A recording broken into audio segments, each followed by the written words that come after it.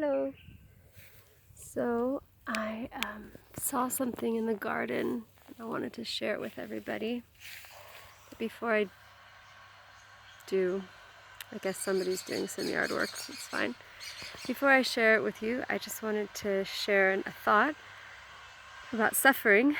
The Buddha, he gave up food and went into a deep state of suffering to learn solidarity with those who suffer and who have abject poverty and do not have enough food to eat. Christ suffered on the cross for all of us and sacrificed his life. Baha'u'llah endured 40 years of suffering and imprisonment in some of the worst prisons in the East to give the message of peace to the world.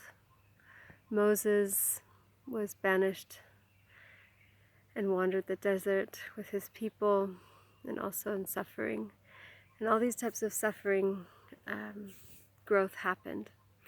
So I was walking my driveway the other day and I saw this and I just couldn't believe it, and it was so symbolic. So I'm just going to show you here. This is an old tree stump, and at the top of it is this cute little flower growing out of it. And I just thought this is such a significant and strong metaphor for how only through suffering or death of one thing sometimes can something new and beautiful take root and appear. The Universal House of Justice talks about how the world is going through, the equilibrium of the world has been upset, and how we're in a process of disintegration and integration. And the disintegration, if you think about it, it's like this. It's this falling apart, old, decaying tree trunk, or it's like an old house built on a faulty foundation. And so if we want to build something new, we cannot try and fix the walls and just keep repainting and touching up. Sometimes we have to just let things fall apart so that we can start building something more beautiful and more I guess stronger.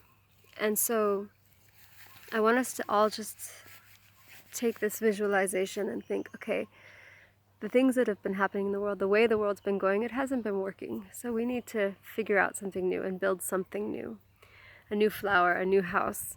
And each of us has a role to play in that process of building something better.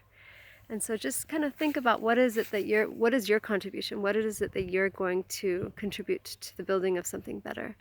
Is it a special skill you have, or is it the practicing of a virtue that maybe before you weren't thinking so much about, but now you are, like detachment or sacrifice or selflessness?